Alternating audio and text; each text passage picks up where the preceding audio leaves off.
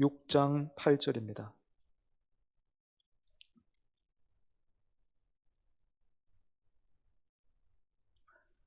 구약성경 미가서 6장 8절 한 절 말씀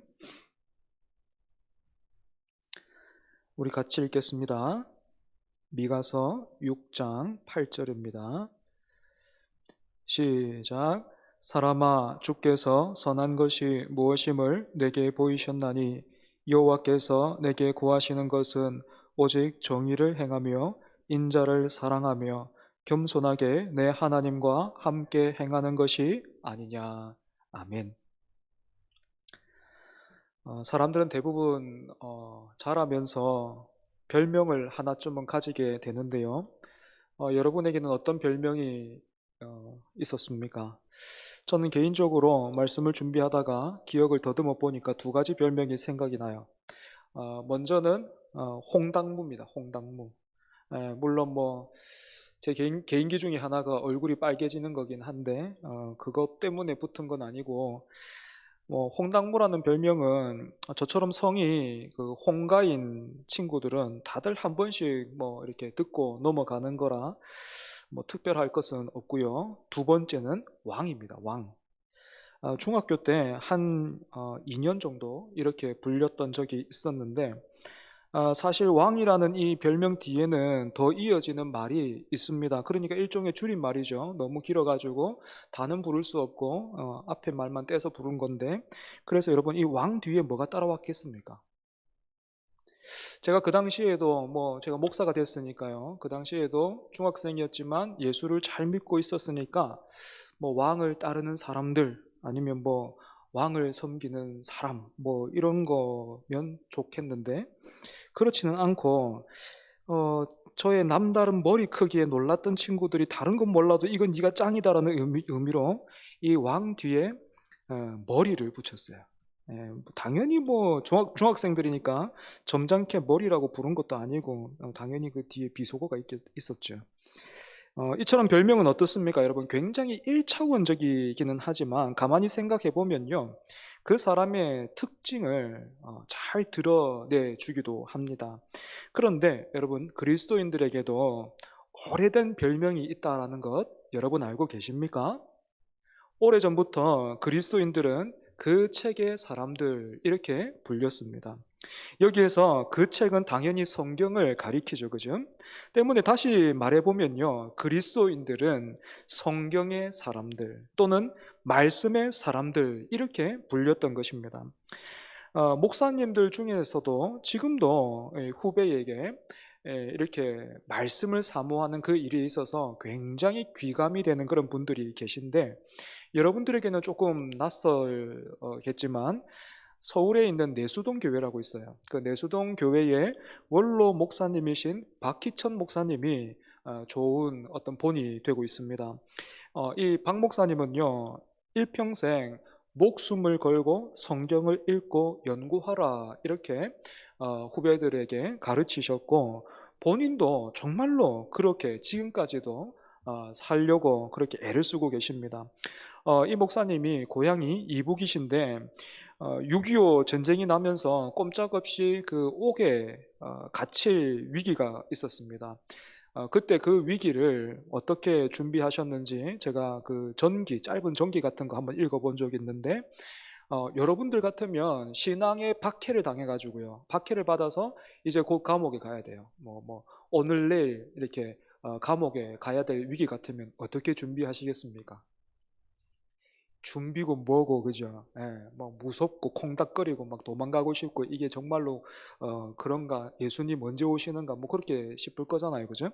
그런데 이 박 목사님은 그 기간을 옥중 서신인 빌립보서를 암송하면서 그 고난에, 그 피할 수 없는 고난을 준비하셨고, 은퇴하시기 전까지 하루에 무려 11시간 동안 성경을 공부하시다가, 은퇴 후에는 당연히 이제 연세가 많으시니까 체력이 받쳐주지를 않아가지고 하루에 7, 8시간 정도 공부하셨는데, 성경을 연구하는 시간이 이렇게 은퇴하고 나서요, 크게 줄었다고 하시면서 너무 안타까워 하셨습니다.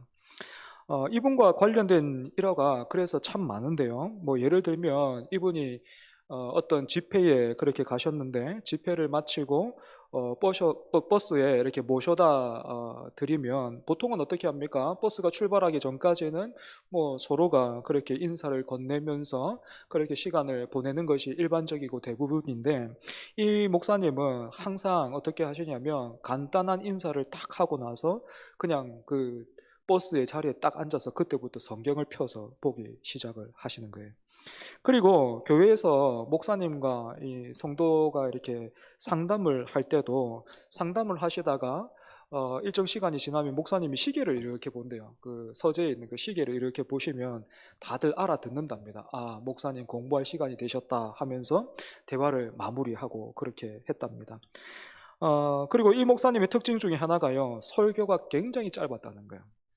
제가 듣기로는 어떤 날에는요, 우리도 지금 주일에 사무엘상을 살피고 있는데, 사무엘서의 한 구절을 딱 읽으신 뒤에 이분이 또 말도 굉장히 느리시거든요. 그 이북의 그 어떤 사투리를 조금씩 쓰시면서 말도 굉장히 느리신데, 그 사무엘서의 한 구절을 읽으신 뒤에 굉장히 천천히 특유의 음색으로 또 이렇게 말씀하셨다 그래요. 우리도 다윗처럼 믿음으로 신실하게 살아야 하겠습니다. 이 말씀하고 설교 끝난 거예요. 하지만 그 짧은 말씀에도 성도들이 크게 은혜를 받았고, 그래서 여러분, 이 목사님의 제자들이 참 많은데, 뭐 지금 교계를 대표하는 그런 목사님들 중에 다수가 이 목사님의 지도를 받았습니다. 사랑하는 여러분, 여러분이 듣기에는 조금 당황스러울지도 모르겠지만 저는 개인적으로 우리 교회를 섬김에 있어서 우리 교회를 적어도 이 초전동에서는 제일 가는 교회로 한번 세워보겠다, 또는 이제 우리 교회가 100주년이 약 4년하고 조금 더 남아있는데 그 사이에 뭐 출석 교인을 한 200명 이상으로 만들어 보겠다, 뭐 그런 생각은 전혀 없습니다. 다만 제가 꿈꾸고 바라고 또 기도하는 것은 우리 교회가 성경을 가르치는 교회가 되면 좋겠고, 그래서 우리 성도들이 어제보다 오늘 하나님을 더 사랑하면 좋겠다라는 그런 바람이 간절합니다. 그래서 저와 여러분이 오늘 이 마지막 때에 그 책의 사람들이라는 별명을 회복했으면 좋겠습니다. 그래서 여러분, 성경이 저와 여러분, 그러니까 우리에게 주로 가르치는, 강조하고 있는 그런 내용이 여러분 뭡니까? 성경이 힘줘서 말하는 그 내용 뭐지요? 우리가 살피고 있는 소요리 문답 제3문에 이렇게 정리되어 있습니다. 여러분 주보 한번 참고해 보시겠습니까? 3문의 내용이 실려 있는데요, 한번 보십시오. 성경이 주로 가르치는 것은 무엇입니까? 다시 말해 여러분, 이 질문이 뭐라고요? 성경이 힘주어서 중심적으로 강조하고 있는 것이 무엇입니까? 라는 질문이에요. 뭡니까? 같이 한번 읽어볼까요? 시작. 하나님에 대한 신앙과 하나님이 사람에게 요구하시는 의무입니다. 예. 사랑하는 여러분, 방금 우리가 읽은 이 답에 의하면 기독교는 덮어놓고 일단 한번 믿어봐 이렇게 말하지 않고 성경을 통해서 하나님이 어떤 분이신가, 그래서 우리가 무엇을 믿어야 하는가 하는 것을 분명히 다루고 있습니다. 그리고 그 내용을 기초로 해서 우리가 지키고 따라야 할 의무도 요구하고 있다는 것이죠. 하지만 많은 사람들이 마치 모래 위에 집을 짓는 어리석은 사람처럼 이 하나님에 대한, 그러니까 먼저 있어야 하고 기초와도 같은 하나님에 대한 신앙적인 부분들은 어렵고 지루하다라는 그런 이유로 충분히 살피지 않고 자꾸만요 이렇게 물어요. 뭐 하면 돼요? 기도해 달래. 뭐 하면 돼요? 기도해 주세요. 예를 들면 소요리 문답의 제일 첫 번째 내용은 사람의 제일된 목적이 무엇인가 하는 것인데, 이것은 단순히 철학적인 어떤 그런 질문이 아니라 모든 사물에는 그 고유의 목적이 있고 또 그 목적대로 쓰임받을 때 가장 아름답고 영광스러운 것처럼 무엇이 그렇게 사람을 아름답고 영광스럽게 하고 행복하게 만드는가 하는 것에 대한 어떤 그런 이야기입니다. 그러니까 소요리 문답은요, 제일 첫 질문에서 이 내용을 다룸으로써 하나님이 그처럼 우리를 아름답게 만드시기를 원하고 행복하게 해주시기를 원하고 영광스럽게 하고자 하신다는 것을 말해주고 있는 거죠. 여러분, 그래서 성경을 통해서 이렇게 정리해서 우리에게 알려주는 답이 뭐예요? 사람의 제일 된 목적이 무엇입니까? 네? 하나님을 영화롭게 하고 영원토록 그를 즐거워하는 거죠. 그런데 사람들이 여러분 어떻게 한다고요? 하나님이 어떤 분인지도 잘 모르는데, 이렇게만 하면 나를 행복하게 만들어 준다고요? 이렇게만 하면 아름답게 되는 겁니까? 이렇게만 하면 영광스럽게 되는 건가요? 오케이, 알겠습니다. 내가 하나님을 영화롭게 한번 해보겠고, 또 내가 하나님을 그렇게 한번 기쁘시게, 즐겁게, 또 사랑 한번 해보겠습니다 하면서 자기 나름의 열심을 내지요. 그리고는 얼마 지나지 않아서 나는 한다고 했는데 왜 하나님은 이런 나를 몰라줄까요? 하면서 굉장히 힘들어하고 때로는 원망하고 이렇게 막 한숨을 내쉽니다. 여러분, 어디서부터 뭐가 잘못된 거예요? 하나님이 어떤 분인지를 모르고 자기 열심만을 내세워서 그렇습니다. 그러니까 그 사랑이 결국에는 어떻게 되는 거예요? 폭력적으로 끝나는 거예요. 내가 어떻게 했는데, 내가 당신을 위해서 어떻게 했는데 당신이 나한테 이럴 수 있어? 라고 끝나는 거죠. 여러분, 꽃가루 알러지가 있는 아내에게 내 사랑과 열정을 당신에게, 그대에게 하면서 맨날 꽃다발을 들이대는 그런 남편이 있다면, 그리고 뿐만 아니라 여러분이 아시는 것처럼 저는 회 맛을 모르는 그런 안타까운 인생이지 않습니까? 그죠? 그런데도 그런 저를 막 위하고 생각한다는 마음으로 계속해서 회를 먹으러 가자고 막 이렇게 하는 분이 있다면, 그러면서 제가 잘 먹지 못하고 막 이렇게 있으면 왜 내 마음을 몰라주냐고 그렇게 말하고 속상해 한다면 어떻습니까, 여러분? 그 관계가 정상적이진 않죠. 네. 그래서 성경을 통해서 우리가 제일 먼저 배우고 익혀야 되는 것은 언제나 하나님이 어떤 분이신가 하는 것입니다. 바로 이 내용을 우리가 소요리 문답을 통해서 2주 전까지 그렇게 정리해 봤는데요. 그 내용이 뭐 간단치가 않아서 사실 뭐 잘 기억이 나지 않죠, 그죠? 하지만 여러분 잘 알아두십시오. 뭔가를 하기 전에 먼저 우리는 하나님 알기를 힘써야 합니다. 그렇지 않으면요, 악하고 게으른 종이 돼요. 여러분, 달란트 비유에서 한 달란트를 받은 종이 주인으로부터 악하고 게으르다라고 책망을 받았던 가장 큰 이유가 뭡니까? 종이었지만요, 주인에 대해서 무지했고 또 주인을 오해했다라는 데 있어요. 주인으로부터 책망받았던 종은 주인을 마치 이런 사람으로 생각했던 거예요. 뭐 1,000원짜리 한 장 던져주면서, 야, 이거 가지고 가서 아이스크림도 사오고 빵도 사오고 음료수도 사오는데 거스름 돈도 가지고 와. 뭐 이런 그런 악한 사람들처럼 그렇게 주인을 오해하고 있었던 거죠. 이처럼 우리도 하나님을 모르거나 오해하면 엉뚱한 행동을 하게 되는 겁니다. 뿐만 아니라 하나님이 어떤 분이신지를 모르면 또 어떤 일이 일어납니까? 성경이 살아 계시고 참되시고 영원하신 하나님의 말씀으로서 권위를 가지는 것이 아니라 우리가 오늘 오전에 살폈던 것처럼요, 뭐 그저 듣기에 좋고 아니면 뭐 실천하면 득이 되고 들어두면은 별로 뭐 나쁠 것이 없는 그런 도덕책이나 격언 모음집처럼 되고 말죠. 하지만 비록 더디다 할지라도 우리가 성경을 통해서 하나님을 알고 또 만나면 어떻게 되겠습니까? 하나님이 말씀하시고 요구하시는 것에 순종할 수 있게 됩니다. 그래서 오늘부터 다루는 내용은 소요리 문답의 2번째 파트라고 말할 수 있는데, 첫 번째 파트를 통해서는 하나님이 어떤 분이신지를 알고 우리가 이해하고 믿을 수 있다면, 이 2번째 파트에서는 그러면 그런 하나님을 믿는 우리가 어떻게 살아야 하는가 하는 것을 다루게 됩니다. 여러분, 소요리 문답 39문 같이 한번 읽어볼까요? 제가 질문 읽어볼게요. 하나님이 인간에게 요구하시는 것은 무엇입니까? 답을 읽습니다. 시작. 하나님이 인간에게 요구하시는 것은 하나님이 계시하신 뜻에 순종하는 것입니다. 여러분, 하나님을 믿는 우리가 어떻게 살아야 된다고요? 하나님이 계시하신 뜻에 순종해야 합니다. 이 말은 그리스도인들은 시대와 상황에 따라서 변하는 사람들의 기준과 생각이 아니라 하나님의 말씀을 절대적인 기준으로 삼고 살아야 된다라는 의미가 되죠.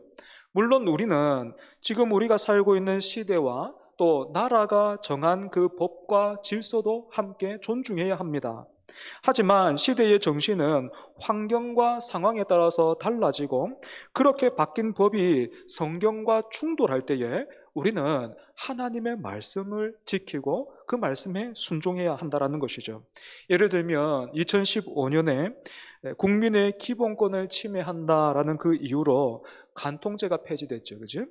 그렇다고 해서 그리스도인들도 자신의 기본권을 주장하면서 이 부부의 신성한 관계를 더럽혀서는 안 된다는 것입니다.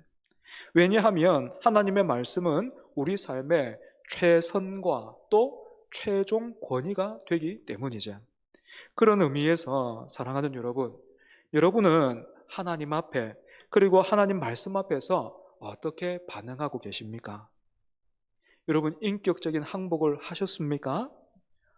살아보니까 또 말씀을 따라가다 보니까 하나님의 말씀이 참되네요. 하나님의 말씀이 정말 옳으십니다. 그 말씀을 따라 사는 게 안전한 삶이고 잘 사는 삶이고 복된 삶입니다 하면서 여러분 하나님 앞에 무릎 꿇고 두 손 들고 예, 하나님이 맞습니다. 여러분 그렇게 인격적인 항복을 하셨습니까?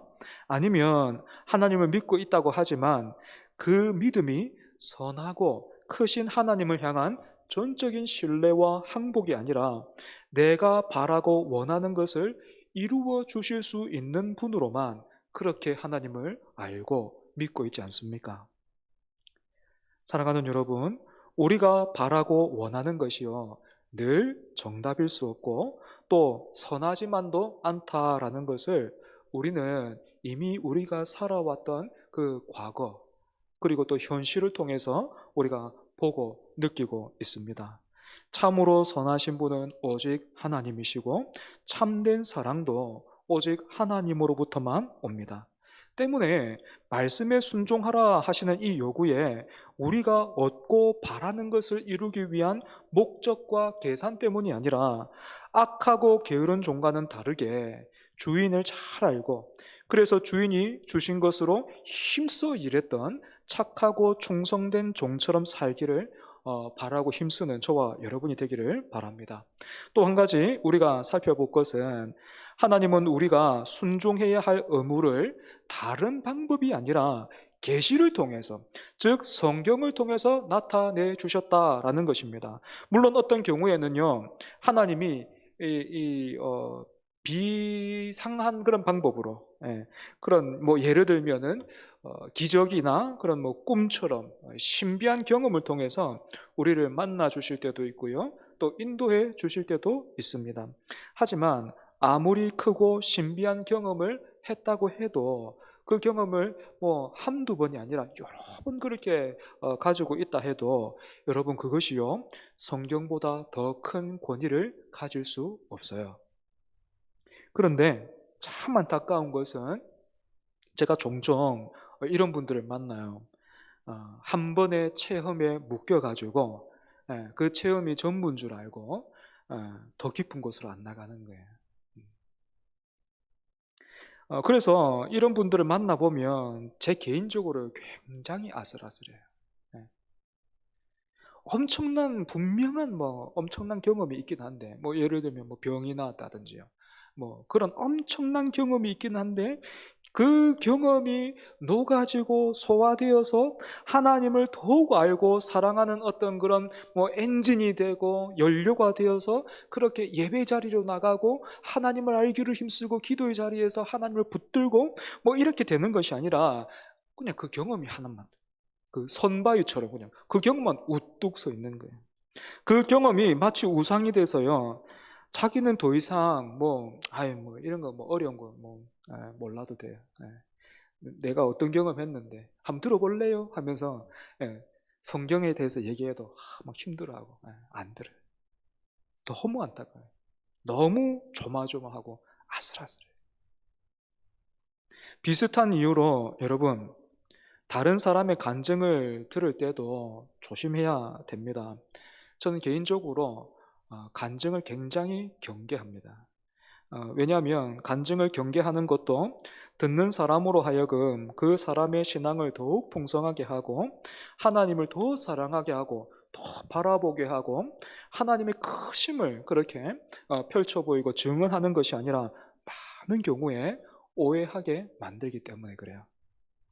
아이들이 배트맨이 나오는 그런 영화 보면 우리 집 애들도 아직 어려서 그렇거든요.